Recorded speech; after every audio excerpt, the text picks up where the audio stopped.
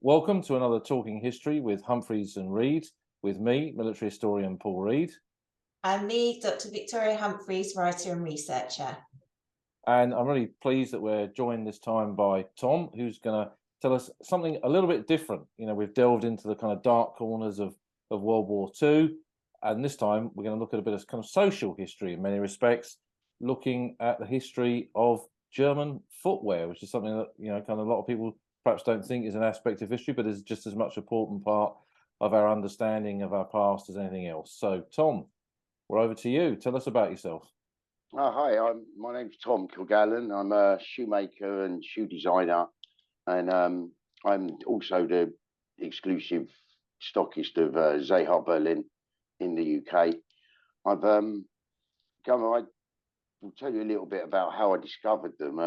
2016, I was online, just browsing online, and up popped this pair of really old-fashioned football boots, which I have here. And this exact boot popped up online. I thought, oh, well, what's that? I've never seen them before. And being a shoemaker, the man who taught me, an old Polish guy, always used to say, there's nothing new in shoes. All that happens is people just either extend the toes, shorten the toes, or they put bells and whistles on them to make them look different. But I mean, all my time, my 30 odd years in shoemaking, I'd never seen anything like these. So I contacted their sales rep online and said, how do I buy these? And tell me a bit about them. And he said, oh, there's an old East German brand, an old German brand, not East German brand. They're quite at pains to stress that they're a German brand. They were only East German for 45 years of their 126-year history. And I said, fine, because although I had my own shoe studio in Hässner, East London, where I used to make shoes. I used to work in a French shoe repairers twice a week, and I wanted something to wear. I didn't want to wear trainers behind the counter, and I wouldn't wear formals. So I ordered them, and they arrived, and I emailed the guy back and said, these are lovely, but there's a bit of a problem. They're too nice to wear behind the counter repairing shoes. I grind leather, I dye shoes, I've got inks and dust. Where do I get that they do a dark brown boot? Where do I get this in England? He was like, oh, we don't sell in England. We've tried for 7 years, but you Brits, you can't pigeonhole us. We're neither a shoe nor a trainer, so no one wants us. I was like, aha. So I said to them, well, I'd like to start selling them. How do I go about it? And so I had to have an interview with the owner. And he allowed me to have 70 pairs only. And then I started running twice monthly pop-up shops on a Sunday. And it went from there. As I sold, I invested. I still worked as a full-time shoemaker and still worked in my friend's shoe repairers until 2019. And then I thought it's really picking up. It's getting some traction. We'll go big time, and then COVID hit. So I had a shop in Hampstead at the time that I closed, and then in 2021, my wife and I said, you know, it's enough. We've had enough of London, because I come from London, as you can tell by my voice. And we moved to Brighton, where we live now, and I have my own shop just selling these. And that's basically how I got to be the exclusive rights, and it's taken a while. But now on to Zeha and how they started. When they started in Vida in 1897 by Carl Hermann Edward Hässner, the man on the right, and that's his first wife, I believe. He was 34 years of age and a shoemaker who wanted to start his own factory. Vida has lots of shoe factories and lots of tanneries. And the reason it has lots of tanneries and lots of shoemakers is because of the abundance of oak. And you need lots of oak bark to tan the leather, because oak bark contains tannic acid, hence tannin. And it has a central rail point for distribution. So they started in 1897, 25 workers, and they only made felt shoes and slippers. They didn't make anything else until 1905. And whether this was because Carl Hässner won, I call him Carl Hässner one because all the men in it are called Carl. Whether he was training his staff up or whether he wanted to get the factory in, we don't know. If you could go to the second slide, and that's the factory, please. Yeah, that's the factory in Vida, a small, typical 19th century factory with shoes start at one end and they go along the production line, up the end and back along the other side as they finish. So each process is done in stages. They made sport shoes from the beginning, but the sports shoes were never a main line. They were just a sideline because all of the men in the Hässner family team seemed to be football mad and played well into their 50s and 60s, as we'll see later. And if we could go to the next slide, please. That is the oldest photograph we know of a man wearing Zeha. And that's from 1911, and that's by permission of the Library of Congress.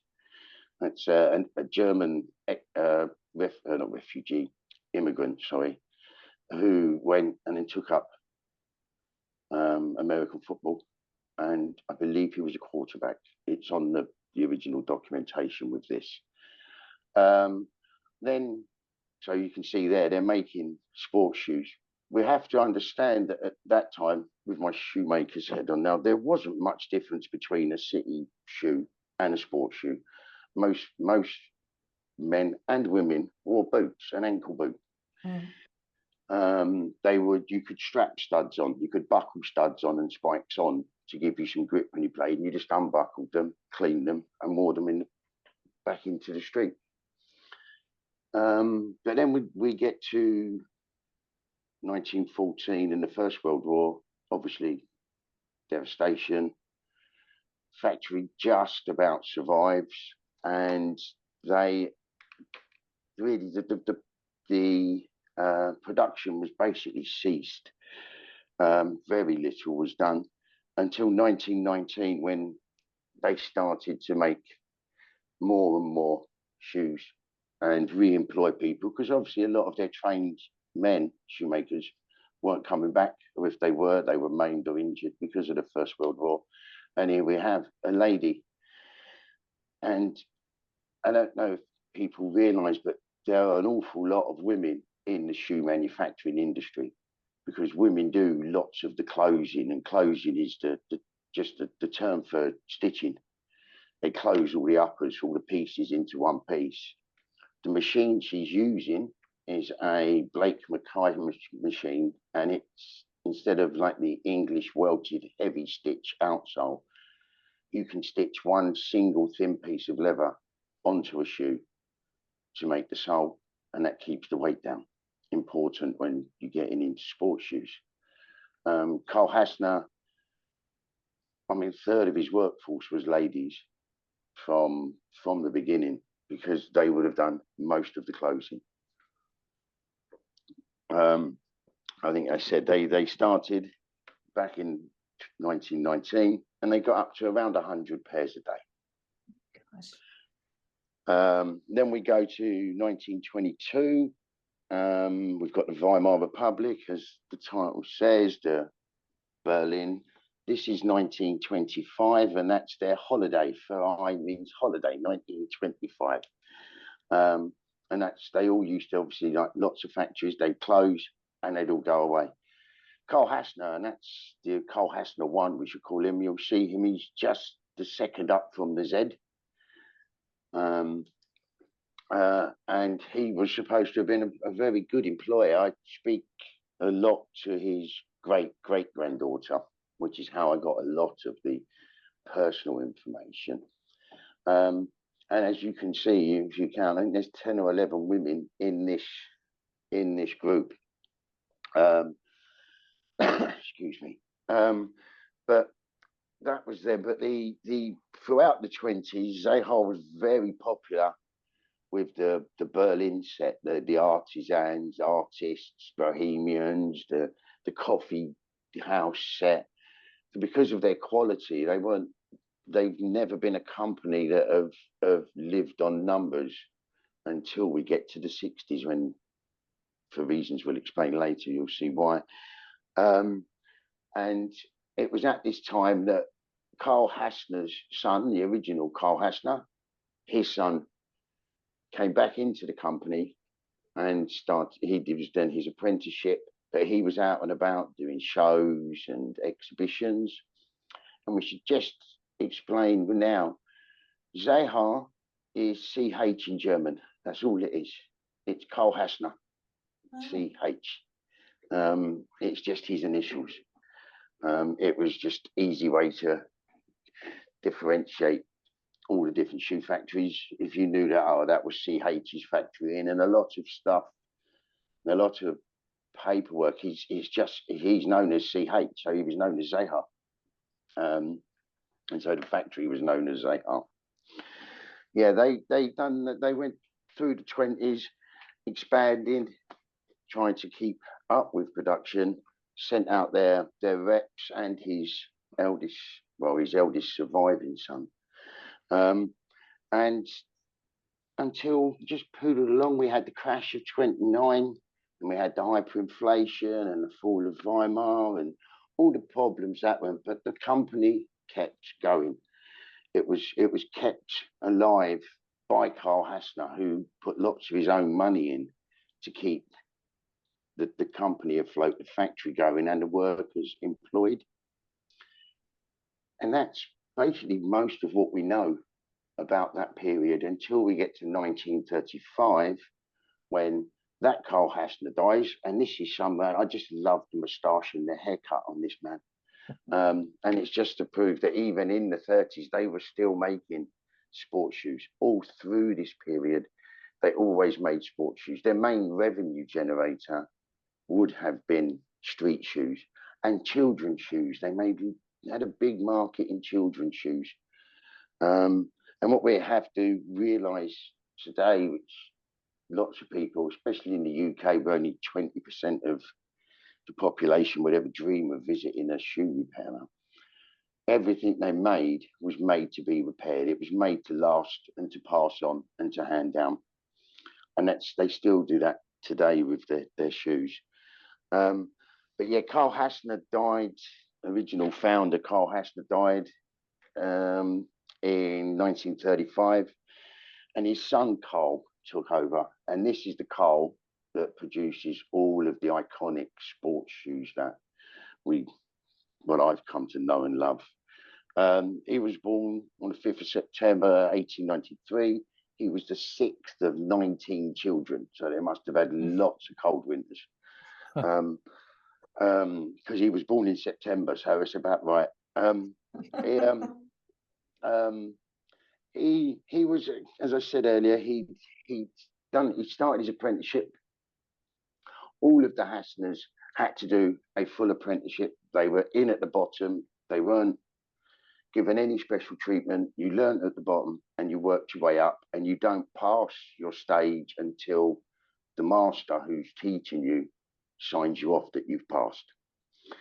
He did the practical, the shoemaking one, and then he did the commercial apprenticeship, the sales, the business.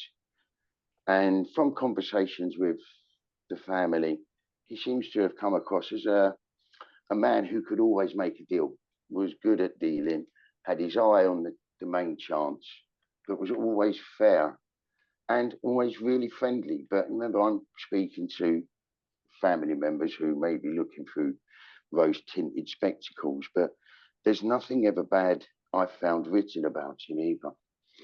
He was the one, when his father died, his mum had already died, and his father had remarried and had more children. He was the oldest surviving at the time of his father's death. And he bought his stepmother out of the factory. He bought her 50% out to make sure that it stayed in the factory, in the family, and didn't get moved out and someone else could come in and take over. He increased the workforce to 30.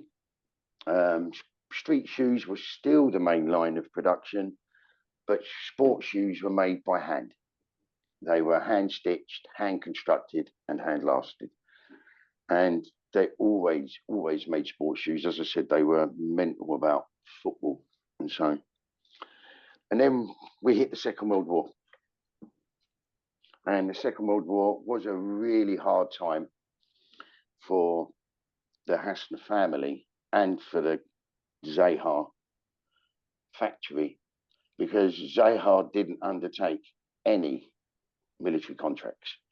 And everyone could say, oh yeah, this, of course we know, but we know that, and we'll discover why later in the talk. He wouldn't do any work for the Wehrmacht. He wouldn't do anything. So when the Second World War hit and resources became scarce and leather became scarce, he couldn't get any leather. He was cut out of all leather contracts. So you have a shoe factory that can't get any leather. So he went back to doing what the company originally did in the original factory was, and made fabric shoes and imitation leather work boots. It was really hard, but he kept it going. And you know, had conversations with the family, and lots of it was because most of the people that were left working for him were the women. And they were the only breadwinners at the time, because they were the only ones still there, still at home. And he kept the factory going by hook or by crook until the end of the war. When it came to the end of the war, and I should say as well, this Carl, we'll call him Carl too, his son, Carl III, Carl with a K this time because they changed it a little bit, he started his apprenticeship in 1942. Now we go to post-war. This is the new factory. They've moved 11 kilometres down the road between 1946 and 1948. Carl Hässner too scrapped the money together, and he moved the factory from the factory in Hohenloben to the factory and built this new factory in, he moved the factory from Weida to the new factory in Hohenloben, 11.4 kilometers away from the original factory. As you can see, it's a much bigger building, much bigger building. He also built his house on the end of it. So he didn't have to commute. What they did was they started production in this factory in 1949, but they kept the Vida factory open where most of the women worked, not that they were separating, because they used that as the closing rooms. That's the rooms where they stitched all of the uppers together. So they made all the uppers of the shoes. The shoes were then packaged on a train down to Hohenloben, and then they were constructed into the finished article. But this is where we know now, because between 1946 and 1949, all of the shoe manufacturing, or the factories and the shoe manufacturers in Vida were nationalized by the East German government.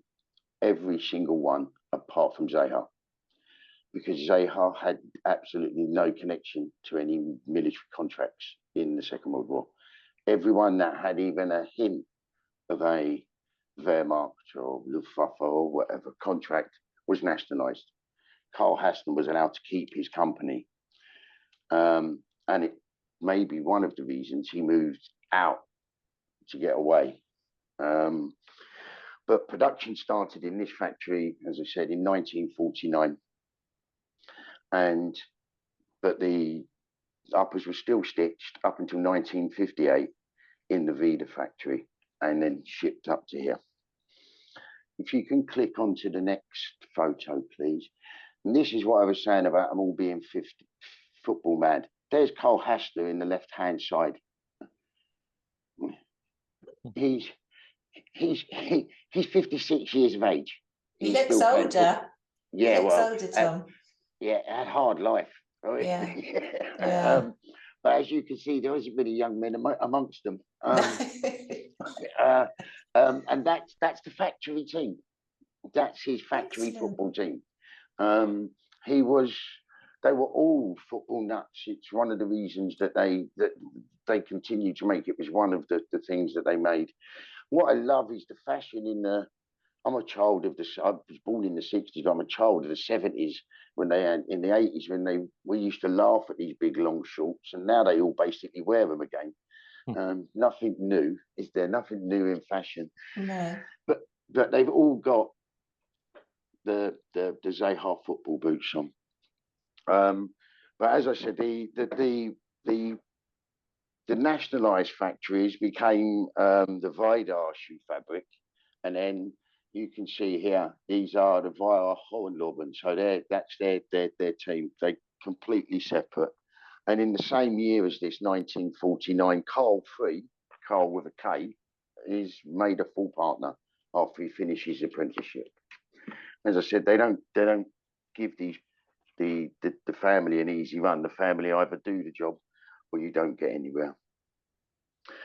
Now we go between, if you could click onto the next one, please, Paul. And this is where the Zeha that I fell in love with starts. Between 1949 and 1955, Karl Hässner, as I said earlier, he was always a man that made the right decisions. He made the right decisions, even though it cost him dearly during the war not to do military contracts. And he decided when they got the new factory, we're not doing street shoes anymore, because all the other shoe factories, as I said, were nationalised. They were state produced. They were cheap as chips. There was no way to make a living and pay all the bills just trying to undercut the state manufactured shoes. So he said, right, that's it. We're going into sports shoes full time. And the Hohenloben factory just concentrated. They started to drop the street shoes and kids shoes and just went into sports shoes.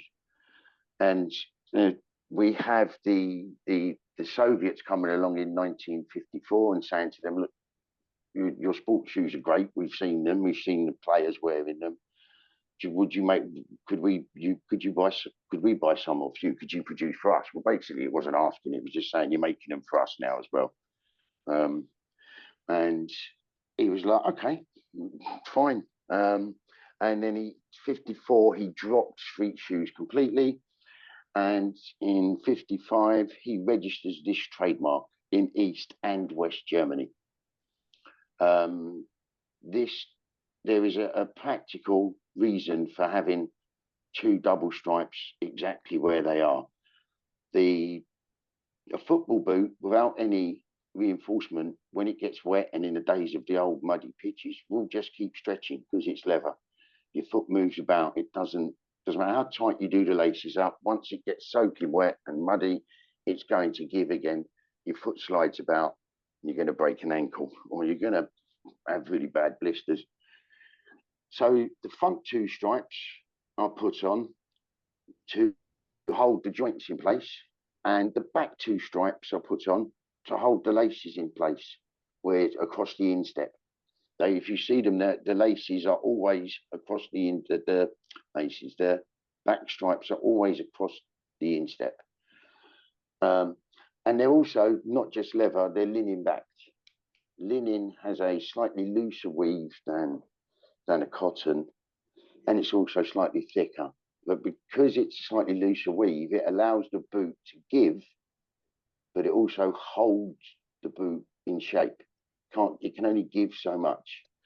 When you take the football boot off, or any trainer or running shoe that's got hot and sweaty, as it dries, the linen holds the shape it was wet in. So it holds the shape of your foot. So the next time you put it on, it's the shape that you've already worn it into. If you could click onto the next one, please. This is the sports shoes. This is one of their original posters from the 1955-56 season. And now they've started to export just to West Germany, to Belgium, to Holland, even as far away as Singapore. And that was important why they had to register not just in the East, but in West Germany as well, to get the capitalist, as they would say,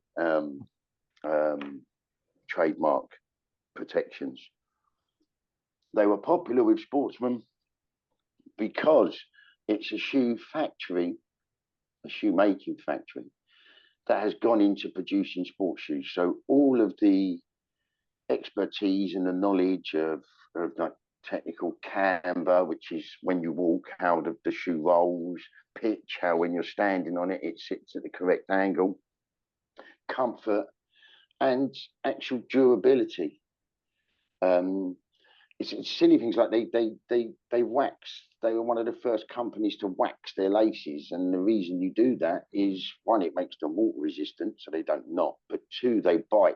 So when you lace them up, your foot has no movement. You lace them so they stay tight. You don't want movement in a sports shoe because it makes friction, which makes blisters, and that's not what you want as a sportsman. However, this then attracted the attention of another German company, and in 1959, Adidas and Zeha came to a gentleman's agreement. And Zeha, if you could go on, please, Paul. Then this is, sorry, this I'll go back to. This is a build from 1958. There's just an East German player wearing them. It's the next one, please, Paul. Sorry.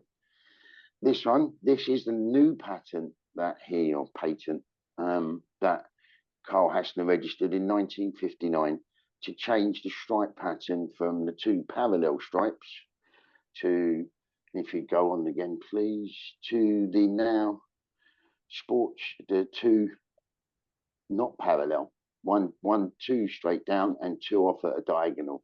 And this is his sense of humor, and makes me laugh because he was the brand, the sports shoe mit zwei Doppelstreifen, the sports shoe with two double stripes. That was just, I put that in because I like that poster. If you click on again, and then we can go and see the difference. There you go. That's the difference. Oh, yeah. There, the shoe on the left is the original pattern, and this is what I was saying about the shoemaking. And this might tell me if I get technical and tell me to stop. You see the little white stitch triangle on where the little toe would be. Again, that is to stop. You couldn't put a stripe there, so that stops that piece of the leather, because the fabric will hold the leather tight. Stops your little toe from moving and obviously getting broken. And on the top of the line of the shoe, where you put your foot in, the top of that is actually what we call gimping in the trade, but it's serrations.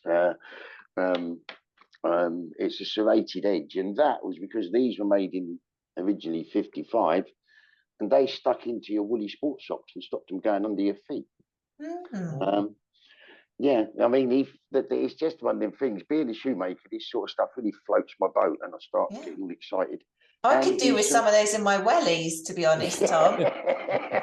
We've all had it, though. There's nothing worse than you having to pull your socks up because they've gone under your arch. And we all need a bit of gimping in our wellies, Tom. That's what I'm saying. Yeah. I mean, shoemaking is full of strange words. I mean, the front of a shoe is called a vamp.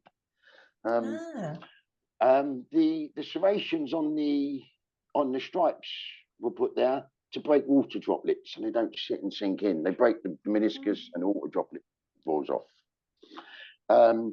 Problem was, we had here, as I explained earlier, once they were put on for practical reasons, the two stripes, two double stripes, they were there specifically to keep the shoe from stretching and stop it from spreading out during wear.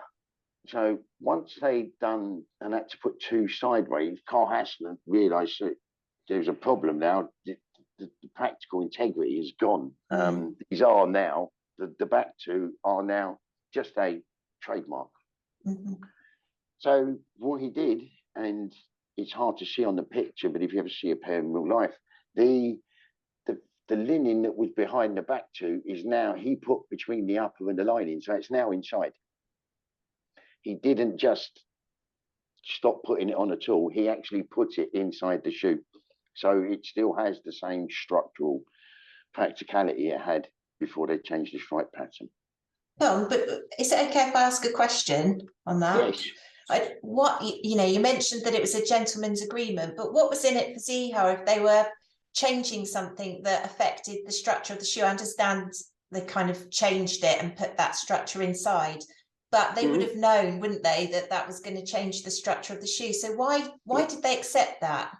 Yeah, well, in talking to his great-granddaughter, she said that Carl Hässner too, the man who owned it in there. Yeah. He was just a real laid-back guy. Right. He would never he was always like, look, basically, look what's just happened in this world. Okay. And we are really lucky. And why is everybody getting so uptight about stupid things? It's okay. We can put two backwards. And because of his shoe making knowledge and doing the apprenticeship, it was first thing he thought of, we'll just put it inside. You just hide it. And I don't need the grief with you. He had quite a close relationship with Rudi Dassler.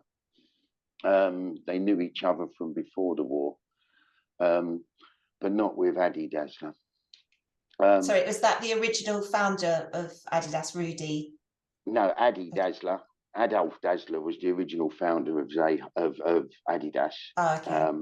And that's Adi Dassler. Adidas. Okay. His brother Rudi, who worked for him, ended up splitting off in the 60s and making Puma. Okay, so they were friends essentially. So Rudi and Carl were friends. Yeah, okay. They were, but not Adi. But it just wasn't worth. Yeah. It wasn't worth the aggravation of it. And he always said, "It's not worth it. We don't need to get stressed about stuff. If we just put it inside, everyone's happy. There's no grief." Please, if you don't understand, just ask me, because I tend to run away. My wife says I've got one of them things. It's like pull a string at the back like a doll, and it just goes off. I was going to ask you, did these kind of become a symbol of East Germany, kind of in East German industry, and because they're quite advanced shoes, aren't they? Really? They are. It's now they are. I mean, they've already attracted attention from the Soviets. They've attracted attention from and it's 1959 that is I'd say that the turning point when they really get recognition, because I think the old stripe pattern, okay, is there for a reason. The new stripe pattern just is so distinctive. It catches your eye. It makes people look. People do even say to me, "Oh God, you've got the brand with 3 stripes." I'm like, "No, I haven't," because they are just so iconic. But it's really funny. People of a certain age recognize them, but don't know why they recognize them. Because coming into the 60s, which we'll get onto next, it's in 1960, Zeha become the outfitter of the East German Olympic team and the East German football team. They become, in 1962, 63, they become the official, they become the only Olympic equipping team. So that equipment company, from 1964 onwards, all East German athletes are wearing Zeha. If you could click on, please. This is 1961. Again, lots of women, and this is where they're making them, and this is where they're putting all the uppers together. And then once they're done, you see the production line at the back, and then they roll on. This is hold on, sorry, let's put this. Yeah, that's and if you could click on to the next one, please. And this is 1961. They've already become the supplier to the East German Olympic team and the athletics team. If you see, it's not just they're running; they're doing high jumping in this, doing long jump. They are becoming the shoe, the shoe of the East Germans. Even though the East German state owned every other shoe manufacturer, mostly, but every other sports shoe manufacturer is owned by the state. They still ask Carl Hässner to make the shoes, because like anything, once you've you've got someone who owns the company, is invested in the company, is invested in the staff, is invested in the product. You get more innovation. You get people willing to work harder and do more. You're just a state employee in a state-owned company. You're going to do as little as possible because you're going to get the money at the end of the month. This was 61, and this was what they'd already become that. If you click on again, please, this is a great story. This is 1961. Zeha used this in an advertising campaign in Germany. You can see how old it is because she's doing the straddle and not the Fosbury flop, and she's only got one shoe on. And they found out who she was because she contacted the paper that put the picture in and said, "That's me in 1961 in the under-19 East German Athletics Championships." It was around this time, 1961-62, that they brought out the lightest running shoe in the world. They'd already gone and experimented using Myramid, which is like a very lightweight rubber that you can use for soling shoes, rather than leather, because the leather absorbs water, gets heavier. You want something lighter. And they produced a shoe in 1962. It is, yes, of split kangaroo skin. Oh. Splitting is a process where once the leather is tanned and that you put it through a machine that thins it out. It's called, you split the back off of it. So you've just got a really thin upper.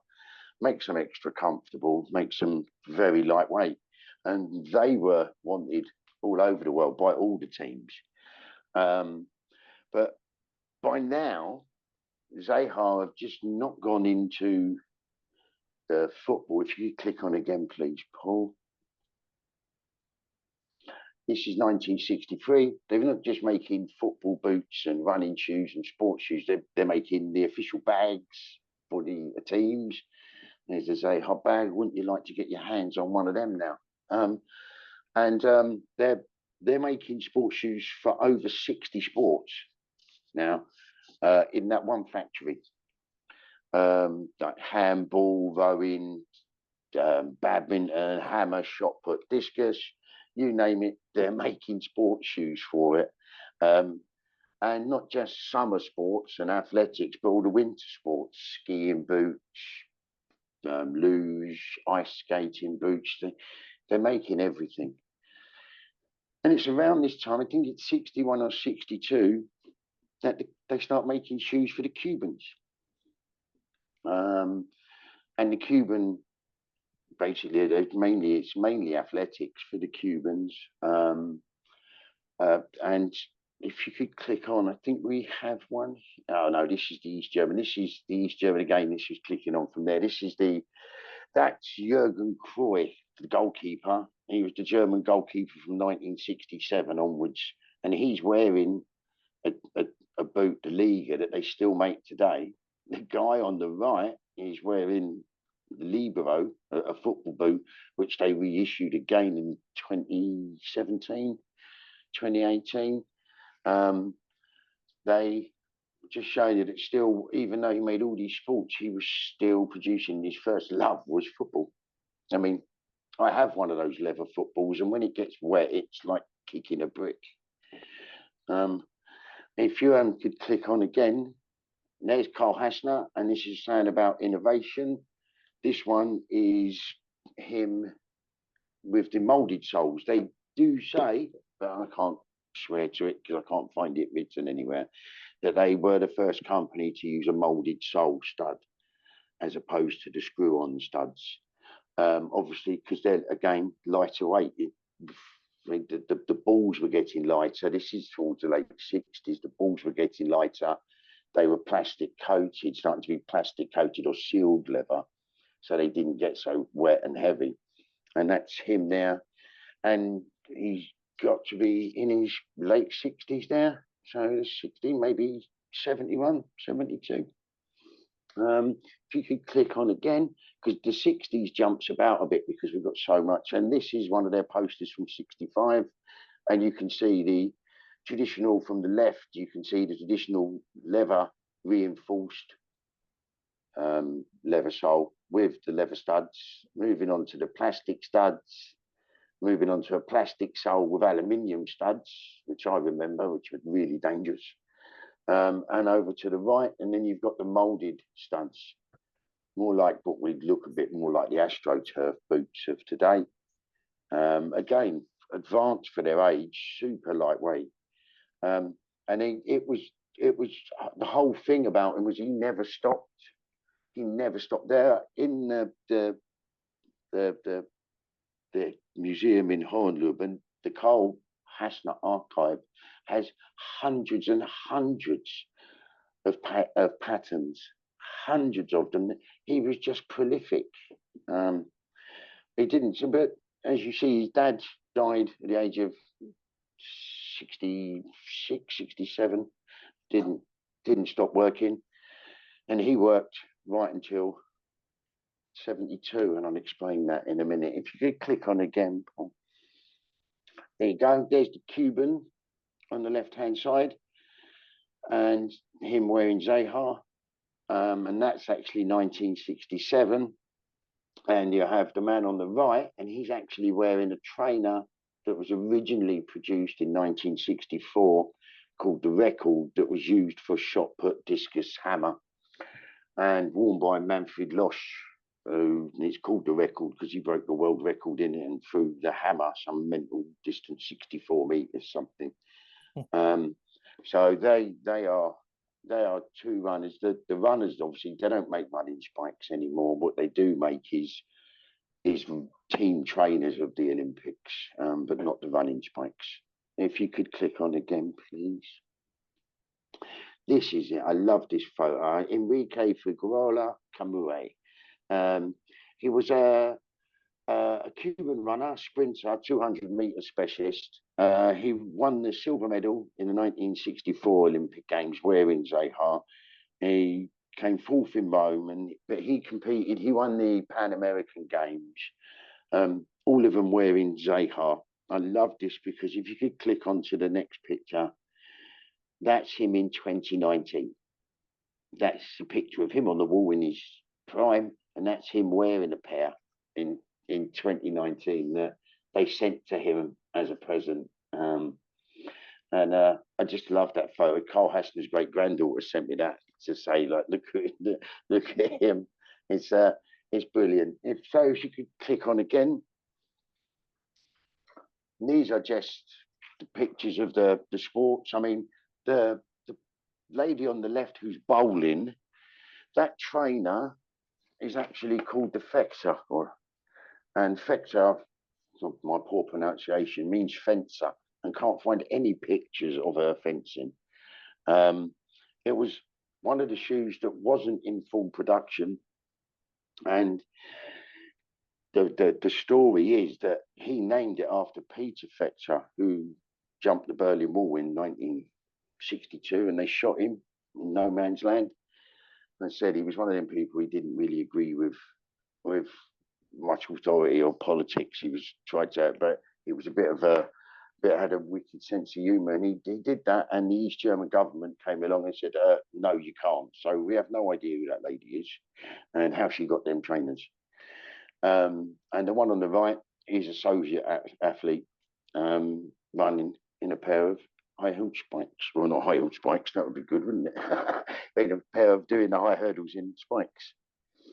Yeah, so we have from the 60s, we have to understand as well that it became more iconic, and in the West, the brand from 68, from 64, they were the brand of DDR, the sports brand, but also they could be seen arguably as the brand of the communist bloc.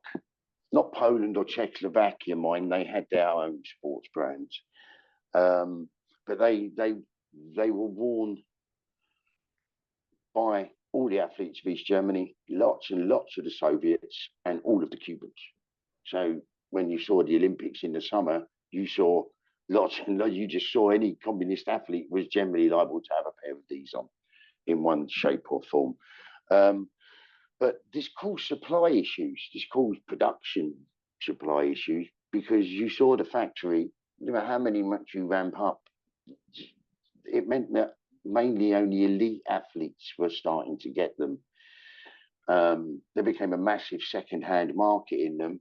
It's one of, again, going back to him being a shoemaker, they're all repairable. Even today, you can repair all of the trainers, all of the shoes. They're all made to be repaired because there was a massive second-hand market. East Germany, you couldn't buy much. Athletes would come back.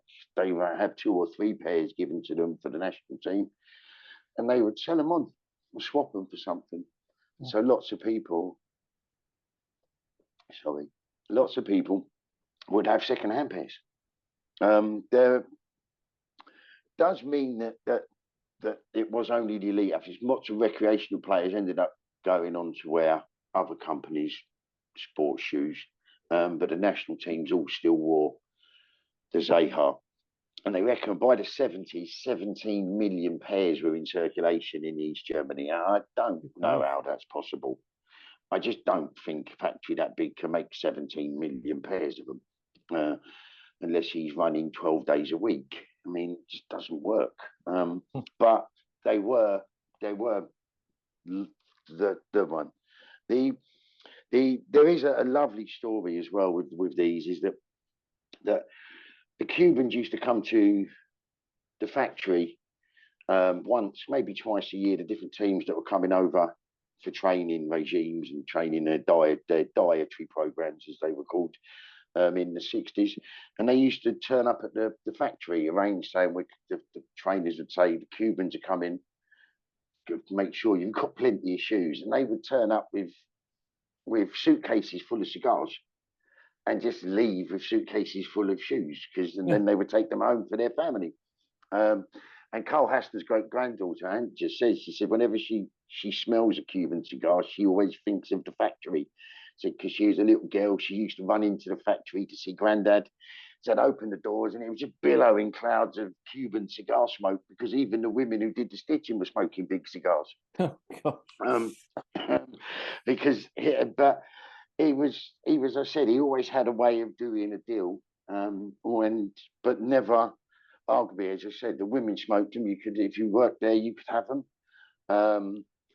But if we could click on again, please. And this is like, look at the bodies on them. Look, I know it make me weep. I mean, there's not an ounce of fat on them.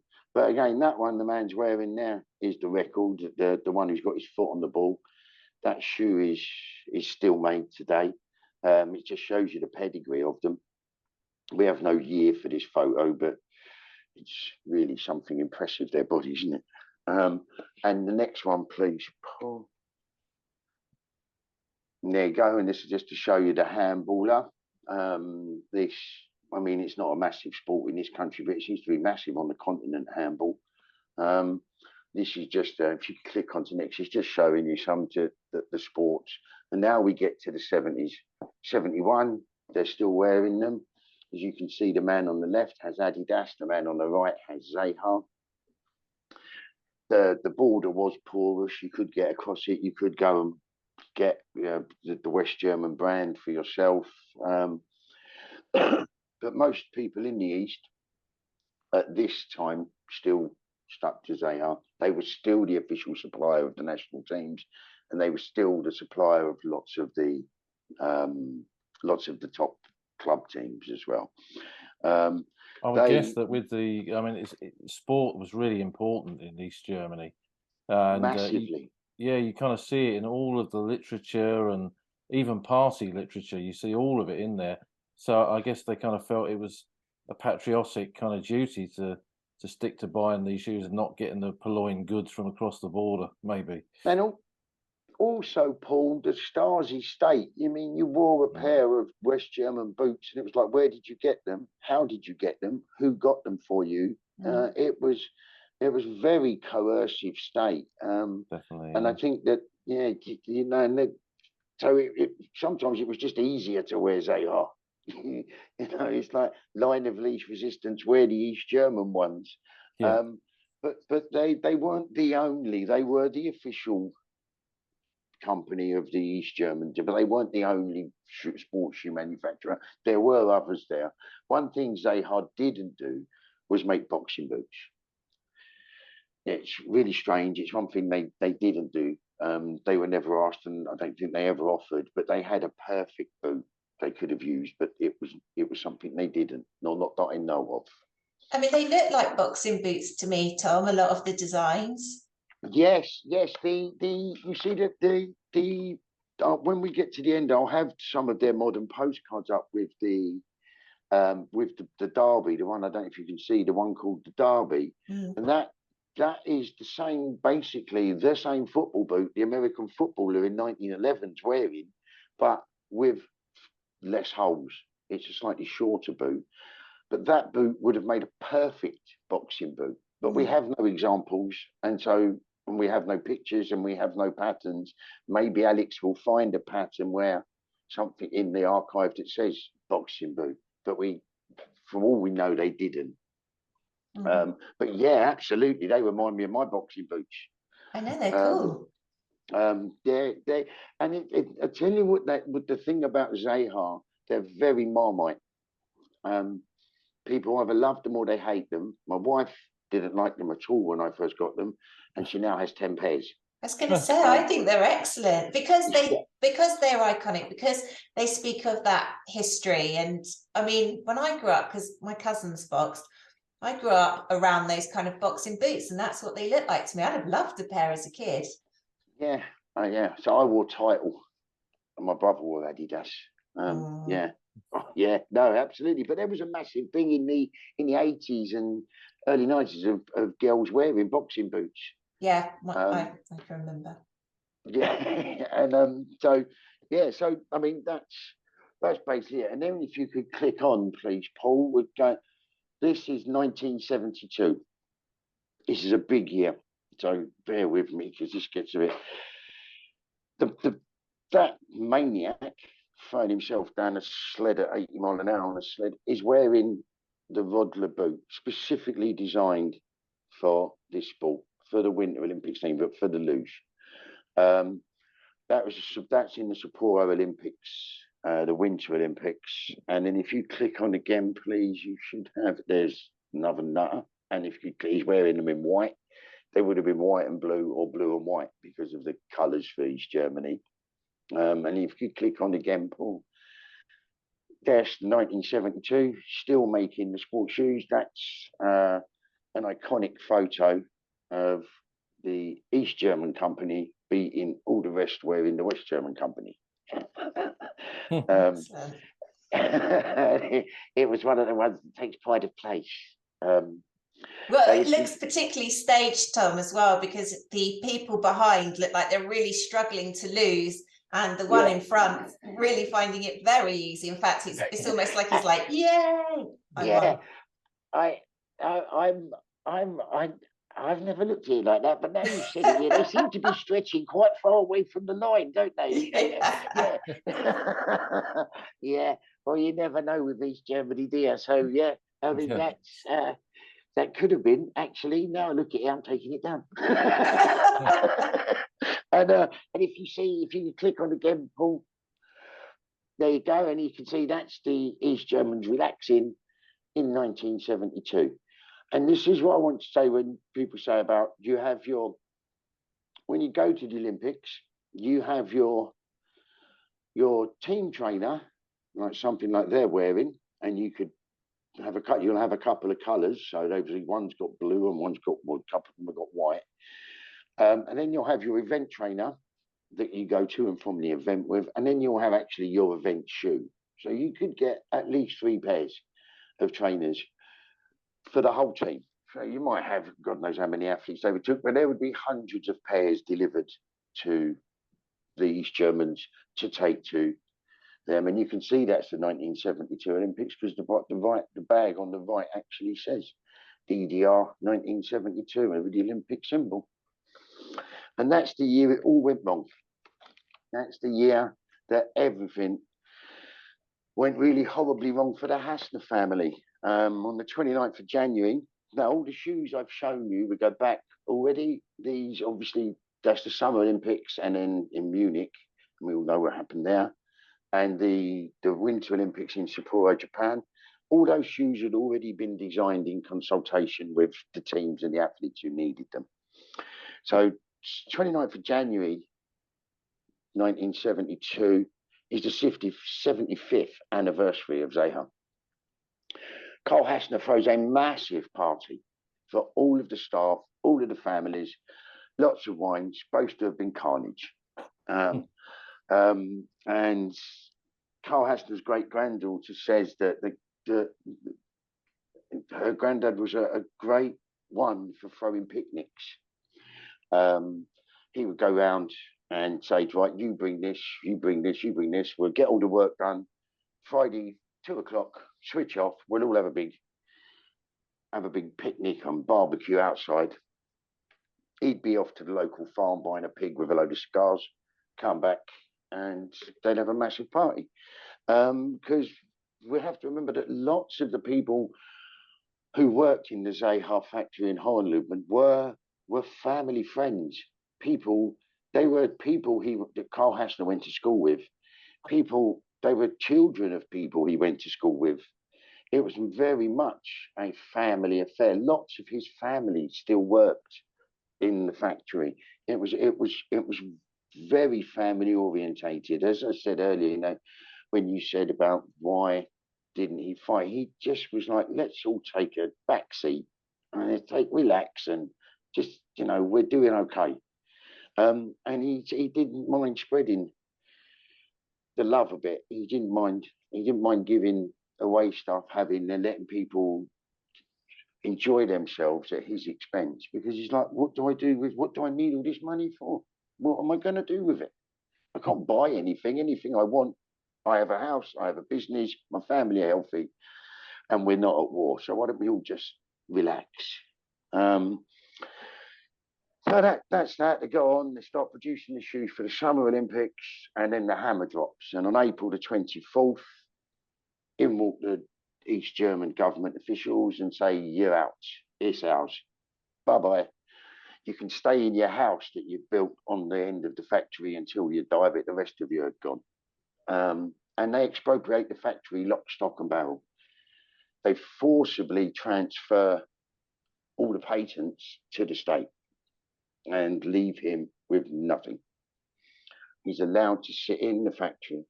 Now, as I was just explaining, Victoria, he was a very amiable man. He had lots of parties, like picnics. He knew lots of the people he'd grown up with. He'd watched the people who worked for him, the younger generation, grow up. All of a sudden, none of them could speak to him. This was the Stasi state. But Tom, what was their justification for doing that? Were they suggesting he did something he shouldn't have done? Or? There is no justification. There is no official records, and they've been searched, Alex. They just walked in one day and said, this is ours. Now, my opinion, which is an opinion and probably should be taken as such, is that he just upset too many people. He was, it was a very coercive state. Lots of spies, lots of things. The local officials would see him going off and coming back with whatever he wanted, with a box of cigars under his arm. He was a successful man. Success breeds envy. And the local party officials just said enough, and they dropped the hammer. And all of the family were out. Not just him, but all the other family members that worked there. The whole Hässner family, bye-bye. Tom, can I just ask something though? Yes. So a bit like, when you think about these compulsory purchases in Nazi Germany of antiques and antique shops, etc. And then obviously currently people are seeking restitution. Is there anything like that now? Can anything be done like that now? Well, we will. You've preempted me slightly because sorry. I didn't get to. No, absolutely. It's a great question, and I will get to that. And it is. Every Hässner I've met has been such a lovely person, and they're just not bitter at all. You got to remember the surviving ones now. They have had nothing to do with shoes for 50 years. Yeah. They don't, well, what do we want? But we will get to that in a bit. Okay. And after the fall of the Berlin Wall, and then so April the 24th, expropriation, and it's now transferred to the VEB Special Sports Shoe Hohenloben. Well, VEB just means owned by the people, so it's state owned. It's the end of the Hässner patents. They're all forcibly transferred. They still have expertise in the factory, because you don't just, even though you've got rid of the family, you still have lots of people working in there that can do it. But the guiding hand's gone, the guiding light, the man who kept all the wheels oiled and everything running, and no family. So that's basically the end of the Hässner family and Zeha-Berlin as Zeha-Hohenloben. From 1972 to 1988, they're still the official supplier of the East German team and the Cuban team. So you see a lot of them fighting. I was thinking of Teofilio Stinks and the Cubans. They would have all worn the stuff, the runners, all of the sports. But between 72 and 88, only 28% of shoes produced were new or improved models. Of all the hundreds and hundreds and hundreds of patterns they have in the museum, only 28% of the shoes produced between 72 and 88 are actually new or improved. So not all of the 28% are even new models. They're just rejigging. But it's something I missed, and I don't know if many people know this. I sound like Michael Caine, didn't I? 1968 was the first time the East Germans competed in the Olympics as East Germany. It was the first time they were allowed. That's one of those little tidbits that fascinates me, because I never knew it. The opening and closing ceremonies were always as a united Germany, and they competed separately. But 68 was the first time that they'd competed as an independent nation. So that's where we get to 88, only 28%. 1988, the last Olympics, that Zeha is the official producer and supplier for East Germany. And then we get the fall of the Berlin Wall. And that basically is it. The 23rd of June 1990, the shoe factory is taken off because of reunification, taken off of the state. They don't want it anymore. And they produce, and they go back to the original name of Zeha Shoe Fabric Hohenloben. But it's taken over by a trustee. It's not. It's producing shoes, but it's just running along. I mean, from 72 onwards, it's never the same company. And in 1992, at the beginning of 92, it just closes. There's no demand for Zeha in the East, because it's just seen as a state-sponsored shoe.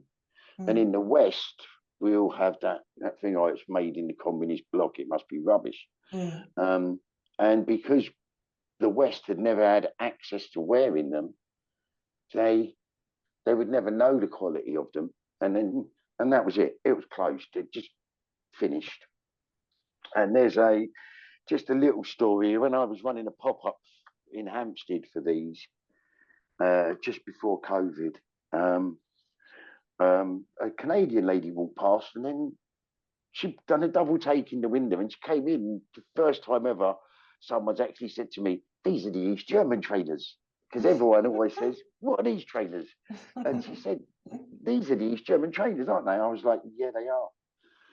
She said, "I had a pair of these in the early 80s. I was like, "You're joking." She was like, "I swapped a pair in an athletics meet with an East German lady for a pair of Adidas." Oh, brilliant. She said, and I took these, and it was when you saw the old Cuban sitting in his front room, it was a pair of those. She said, and I wore them until I destroyed them. She said, and I've regretted it ever since, and I can't believe I've seen them. Did she buy a pair, Tom? Did she buy a pair? She bought 3. And she was like, good. just in case you disappear and I can't find them. And she bought 3 different colours. Cool. But also when we're going back to the thing in my shop in Brighton, I had a guy come in, and actually he said to me, he used to work in the Puma archives, 25 years in the Puma archives, and he's read letters between Rudi Dassler, the Puma owner, and Karl Hässner, but he'd never seen a pair of Zeha in the flesh, and he just said, I've always, one of them things, he didn't buy a pair. But and so, you know, they still have this cultural memory. Yeah. And if you could click on again, this is a really sad photo. That's Karl Hässner. He died in 1976, 4 years after they expropriated his factory. And I have that picture in every shop I take Zeha to.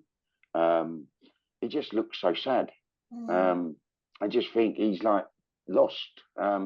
He worked from the age when the youngest he could, and right until they just said you're out, and that was him. He sat in his front garden. No one in the factory spoke to him anymore. They were too scared because he basically persona non grata anymore. And then that was him. Oh, that was him. Anyway, before I get choked up. Yeah, it's sad. Because he sits above my desk. But it's nice that it's nice you remember him in that way, Tom. Well, it's really funny because I got to meet Karl Hässner's granddaughter. She came into the shop in Hampstead and asked me about them. Tell me about these. So I told her all about them. And do you know him? Through her daughter, who's Karl Hässner's great granddaughter. Her daughter, because she doesn't speak English, for her daughter, and I was like, yeah, have you seen him before? She went, that's my grandfather. And she pointed at the picture above my desk. I was like, oh, I've just been mystery shopped. Superb. It's absolutely superb. So anyway, that's the end of Zeha, we think. It's consigned to the dustbin of history. No one knows about them until 2002, and Alexander Barr enters the story, and he's a East Berliner, grew up under these Germans, and was helping clear his friend's father's house, and in the attic, this is 2002, so it's 10 years after they're gone. Alex hasn't worn Zeha since he was a kid. And they find her in the attic when they're clearing it out. They find a load of shoes and uppers and lasts and patterns and old catalogues and flyers. And I mean, Alex's friend was like, I don't know where these have come from. And Alex's interest is piqued. He's like, God, I remember these from a kid. So he, armed with the catalogues, he does a little bit of research, and off he goes to the local history museum in Thuringia in Hohenloben, and he's looking, and they have the Karl Hässner archive, and Alex, they allow him access to have a look, and they've got some shoes, and he likes them, and so he contacts the German government, and he says to the German government, and this is where we come back to what you were saying, I'd like to register, I'd like the brand, because now the German government own it. They don't want it, but they own it, and they've just white slaps there. We don't need a trainer. We've got enough trainer brands in Germany. We don't need another one. We don't want to run it. And he says, I want to relaunch and register it, and they're like, absolutely not. With the circumstances it was expropriated, you need to speak to the Hässner family, and you need to come to terms with them. And if they say yes, you can have it, but they have to give you full permission. So off he is, back to Hohenloben, tracks down the family, and none of them are interested. They don't really, they're like, look, there's none of us in the shoe trade. We wouldn't know what we were doing. We can't be bothered. We've all got careers. You can have it if you want. So he goes back to the government, and he registers it for a small admin fee. He registers the trademark again. Okay. And and he has access. But not only does he have access to the archive, he now has access to the family, because the family are just so pleased that somebody would bring back Granddad's work. Yeah. I mean, it's one of the things Aunt just said to me. Granddad would love the fact that it's a shoemaker who's got them and not just some salesman, which I thought was really nice, because she said, you understand what he did. And so they make them, they produce and sell their first 43 pairs a year later, 43 pairs. And then they struggle on Alex's, like, you know, thinking it's gone. Then 2006, they have the World Cup in Germany. And in collaboration with Jürgen Sparwasser, who was actually an East German national football team player, contemporary of the goalkeeper we saw earlier, Jürgen Cruyff. And they, in honour of Karl Hässner, they produced the Karl Hässner range, two models, the Liga and the Club. The Club was the boot, when you had the old and new boot, was the old-fashioned boot with the old stripes. They're still their best sellers now. They go down really well. Obviously, they get a lot of attention. It's Germany, it's the World Cup, it's something new. And but still, it's quality over quantity. It was one of the things that Alex has taken. Alex is a mechanical engineering graduate. And I mean, he had them as a kid and he remembers them and he loved them. And he said, but you could never wear them out. You grew out of them before you wore them out. And he remembers cutting the toes out of his ones as a kid because he couldn't get another pair. And so it's still quality over quantity. In 2009, they opened their first brand new Zeha store. First time since 72. Because the store that was in Hohenloben was gone when the factory was taken off of Karl Hässner. It was their family shop. Once they'd gone, that was gone as well, and they never refilled it. The company just basically shipped them out. And there's what Ant just says, you know, they would put the word out under Karl Hässner, that they would put the word out that the shop was going to be filled up on Sunday night. He said, no, you get there Monday morning, there'd be a queue around the block, and by 12 o'clock, 1 o'clock Monday lunchtime, the shop was empty. They'd just be gone, because that was, and people were buying them to sell them on, not just for themselves. Yeah. But Tom, just briefly before I forget, a question, if I may. Yeah. When Alex bought the company for a nominal fee, how does it work with all the patents that had been registered over history for all the various different trainers? Oh, the patents have lapsed. They don't keep them anymore. The government, they can see. Alex is in a position, he could register the brand and he can use any he wants, but only he can use them because he's got the brand. Okay. So there was no need to transfer all of the patents over to him as well. It came with the brand, sort of thing. When he registered him, the German government were only too pleased to go, there you go, here's the load of it, just take a lot and get it off our hands, and well, we can cross that and close that box. We don't own anything. And Alex got them, which is a good question. I should have written that down. Sorry. So Alex, he opened in 2009 in Prenzlauer Berg, uber trendy East Berlin. It's a lovely place, lovely shop just up from Alexanderplatz. Still, they're only producing really the Liga and the Club, and they produced the Classica, which is the trainer that the old Cuban was wearing. They produced that in a number of colours, and it was very small. They did that, and then they brought out the Olympia. And as they moved on and they started to gain traction and they started to gain notice, I mean, there's a video of Jurgen Klopp wearing them on YouTube, kicking a ball on some German TV program. But they don't put masses and masses of money into advertising. It's very much attraction as opposed to promotion. And I think that it's how I've worked. I mean, I've had people, I think did you see that there was a piece in the Mirror online about them, and they've changed the headline now, but it was like the greatest trainer you've never heard of. I spoke to the journalist Gavin Allen, who wrote that piece, to ask him if I could use that, and he was like, "Yeah, of course you can." Okay. But he was he walked past the game, same thing. He walked past the shop, spotted them, came back in, looked around, left, and then came back because it was a pop-up shop. He's like, "It's gone. It was only there for a day. I used to do it every other Sunday." And so he contacted Germany. He said, "Well, I'm sure I've seen you. Where?" And that's how it came about.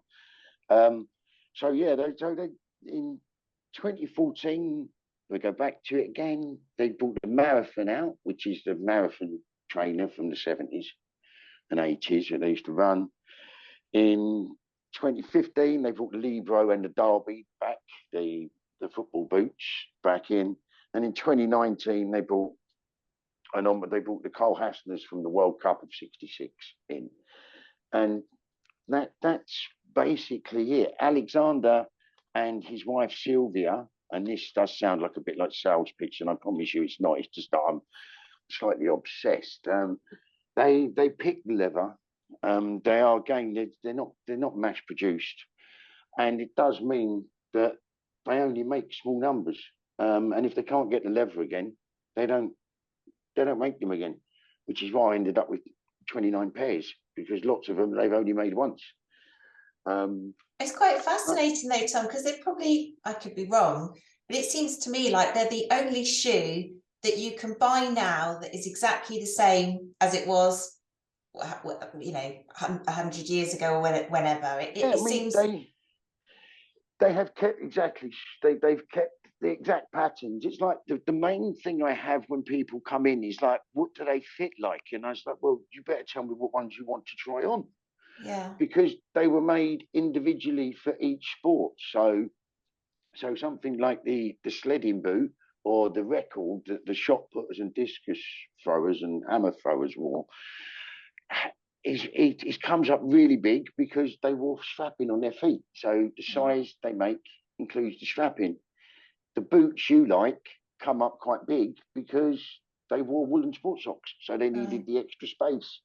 So you kind of are really wearing history in a way, Tom. Sorry to interrupt you, but you're wearing history, but also not only are you wearing history, but you're experiencing it in exactly the same way that they did back then. If you're saying they really haven't changed it and you have to wear a thick sock because that's what they wore for that sport. Yeah. And you have to adjust. I mean, the only things we don't is the trainer they do the Olympia, which is the Olympic sprint team trainer for East Germany from the '68 Olympics. And they were designed to be worn with no socks because the sprinters didn't wear socks. They took their trainers off and then they put their spikes on. And you're like, and I always say to people when I explain that, please don't do that. They're calfskin lined. If you wear them with no socks, you're going to wreck them. But yeah, exactly. It's all about the fitting. They use the original patterns. They keep the same styles. They use original shaped lasts like the feet they make them on, and they make small numbers. And they're like, we keep to the ethos. And Alex says, Alex is in East Germany. He's a lovely guy. He's like, what do I want to get big for? More production, more problems, more headaches. I don't need the grief. And that's so much like it's the ghost of Carl Hässner has come back. And it's like, why do we need this grief? Don't give me grief. Give me solutions, not problems. And I think that's exactly how the company is run now. It's amazing. And I think I've run out of things to say. Well, it's fascinating, absolutely fascinating. In the former East Germany area now, which of course doesn't call itself East Germany anymore, there is a kind of a spur of what they call nostalgia. So it's nostalgia for the East.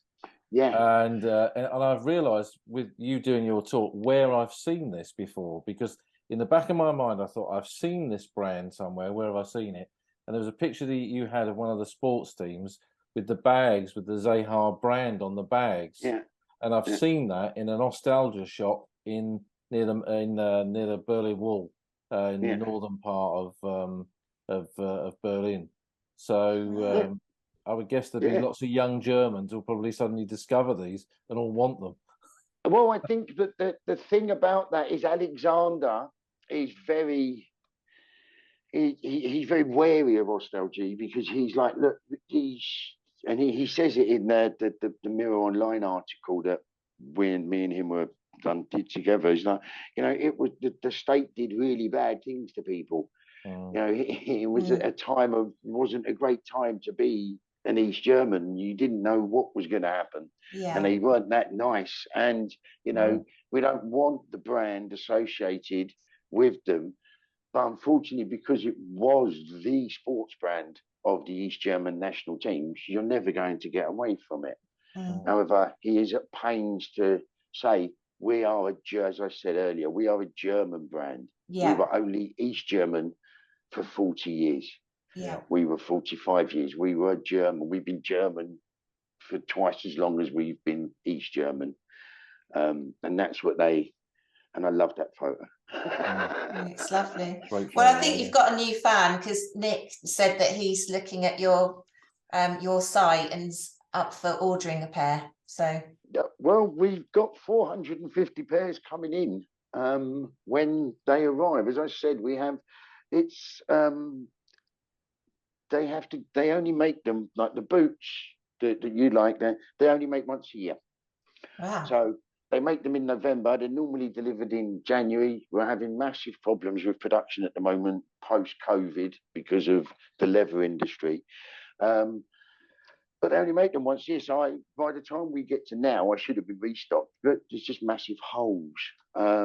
They only do 2 main productions a year, and you have to make sure they do 2 filler productions a year. And if you don't get them in, if I don't get my numbers right, then there's always going to be more wanted than I have. Loving the Liverpool style, Nick just said, didn't he? That's he's from there. But Tom, just a couple of questions then. So what kind of size archive is there regarding the family? I mean, what's available? It seems to me like something could be written about them properly.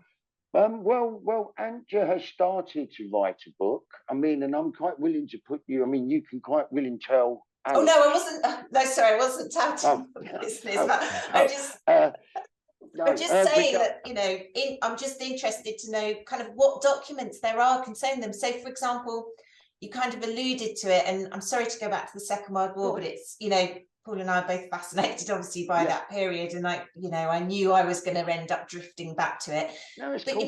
There must be some archive kind of evidence as to why were they allowed essentially to almost dictate that they weren't going to supply Nazi Germany with anything? Because the way you said it almost suggested that it was a choice, and my understanding is that not everybody had a choice. Were there not repercussions for them?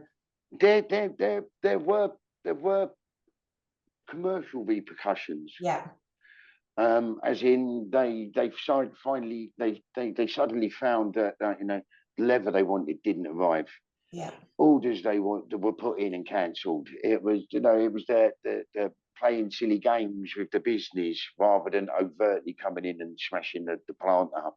Okay. It was like that until and most other people just threw their hat in the ring with the armed forces and said, yeah, we'll have that and we'll make as many as you like, because it meant obviously they'd make lots of money, but they would get the products not only to fulfill the military contracts, but to fill their civilian ones.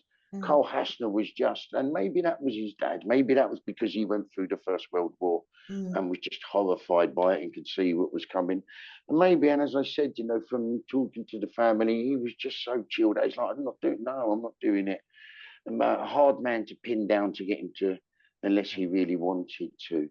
I can't help but think there's got to be a story there, Tom, about that. There's got to be. Oh, absolutely. Yeah. And the thing is, I've got the official history from Zeha, and this is the official history is 3.5 A4 sides. Right. Yeah. It's and I've got filled the rest in through talking to Alex about them and talking to Anja, Carl Hässner, and talking to the family. and then you get these bits filled in. I mean, the story about the Cubans and the cigars was just Hector, and it just came out. She was like, oh yeah, well, remember the Cubans turning up, and you're like, so there must have been a reason why he was allowed to get away with it. And But also you mentioned, sorry Tom, but just quickly, you mentioned about his, I think it was Carl III, who was a young during the Second World War, and he was apprenticed to the family business. So how old was he in 42, and how come he avoided being conscripted and stuff like that? That would be probably influence. He's 42. Conscription started to run rife, and they were taking sort of everyone to fill in the losses. Obviously 43 was the really 42, 43 case blew in 42. So Russia was just swallowing manpower, and North Africa. And you know, is that the shoe industry was a reserved occupation. Okay. It didn't stop them coming in and going, right, okay, well, you don't need him, and we'll have him. But if you could prove that you were needed, you could escape. I think that's one of the reasons he made them an apprentice in 42. That's actually Carl with a K, Carl III from 42. That's Antja's uncle. Antja's mum is that Carl's twin sister. Right. That's the connection. Right. But he seems to have made the right choices. You know, one of them men that, I mean, no one knows how he got the money to buy his stepmom out.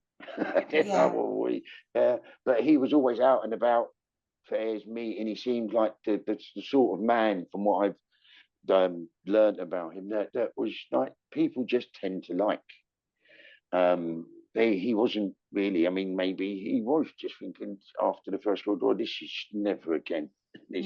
And when he saw it coming, we don't need, and he wanted out. He wanted Hohenloeben it's got its own train station, but it's a quiet little town. It's away from, it was the only shoe factory in that town.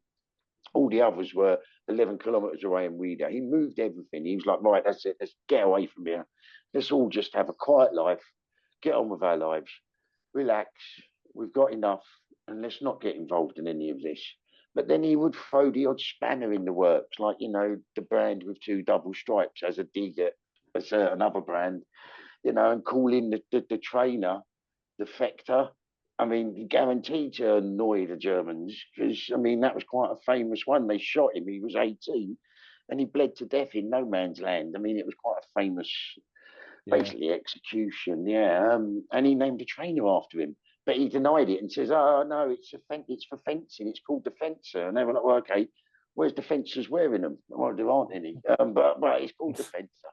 So it's like so just in words, so just using words in that way kind of, I love that. That's brilliant, isn't it? And he was a bit of an autodidact as well. He was forever reading, forever learning, forever gaining knowledge.